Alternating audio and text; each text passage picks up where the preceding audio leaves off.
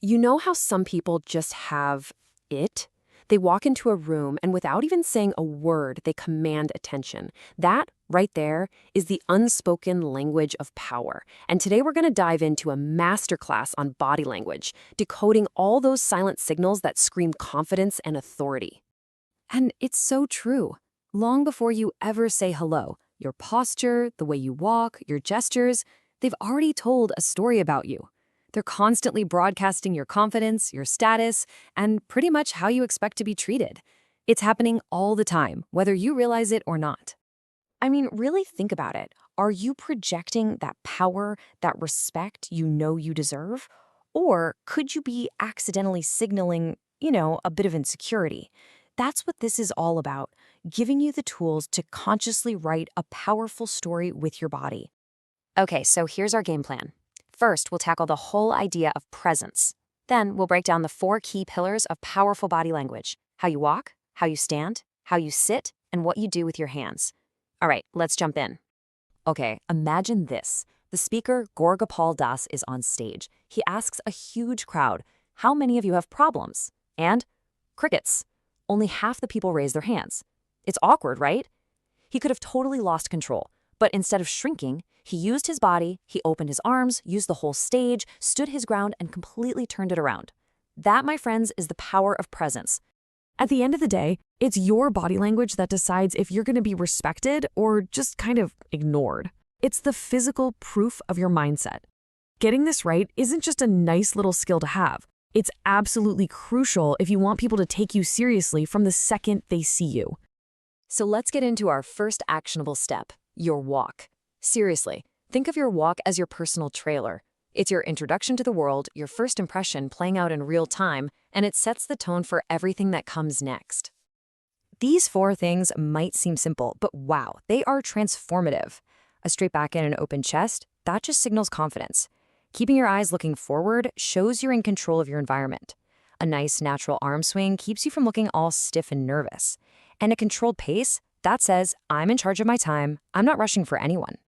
I mean, you can just see the difference, can't you? On one side, you've got this open, powerful, aware posture, and on the other, it's closed off, it's insecure, it's almost submissive. The message it sends is instant. There's no hiding it.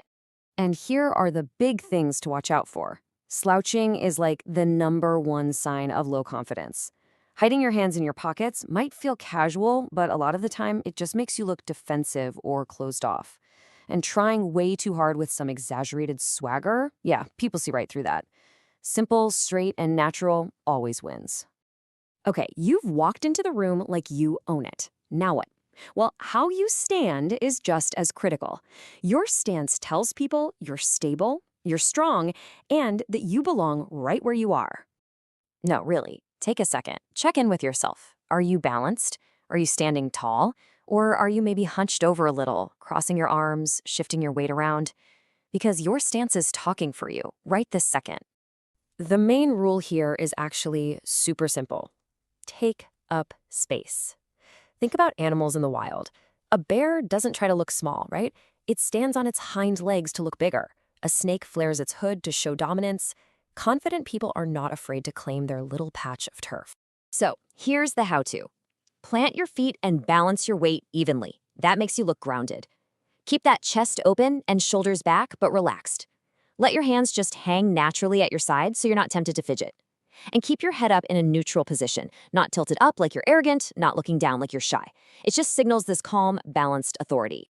And this brings us to what I think is a secret superpower: stillness. Think about it. People who are anxious or impatient, they're always moving, they're shifting, they're fidgeting. But people who are truly in control, they're calm, they're still. Your ability to just hold a relaxed, stable posture says more about your confidence than almost anything else. So you've got the walking and the standing down, but all that great work can get totally erased the second you sit down. Don't let your guard down just because you're in a chair. Projecting power doesn't stop when you're seated. To sit like a boss, first things first, sit up straight. Use the back of the chair for support. It shows you're alert, not lazy. Second, plant both of your feet on the ground. It keeps you looking stable. Third, keep your posture open and let your hands just rest comfortably. And finally, if you're talking to someone, lean in just a little bit. It shows you're engaged without looking desperate. On the flip side, these are the things that'll totally sabotage you. Slouching just makes you look bored and unmotivated. Crossing your arms or legs real tight can put up a wall between you and the other person. Fidgeting, well, that just screams, I'm nervous. And leaning way, way back, that can come off as arrogant or just plain disrespectful. All right, we've made it to our last section, and honestly, this might be the most important one. Your hands. They're not just there to hold your phone. They are incredibly powerful tools that can make every single word you say land with more impact. Now get this. Research shows that using the right hand gestures can make what you're saying up to 50% more effective. That's huge! This isn't some weird trick. It's a technique that you'll see used by pretty much every successful leader you can think of to make sure their message sticks.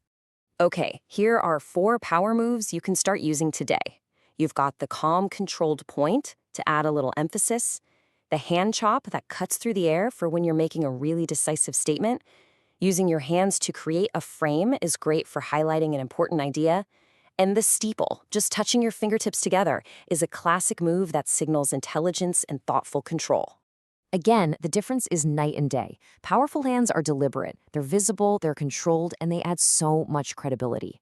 Weak hands, well, they're fidgety, they're hidden away in pockets, they're clasped together nervously. They just drain the power from your words. So the big takeaway here is to start thinking of your hands as their own language. Are they speaking with confidence, with clarity, or are they mumbling with nervousness? You want to make them work for you, not against you. So let's bring this all home. Before anyone ever reads your actual resume or hears your brilliant ideas, they've already read your body. It's your first impression. It's telling the world exactly who you are and what you're about in an instant. By walking with purpose, standing your ground, sitting with authority, and using your hands to speak, you're basically rewriting that resume in real time. So the only question left is, how are you going to choose to command your space, starting right now? Your space, starting right now.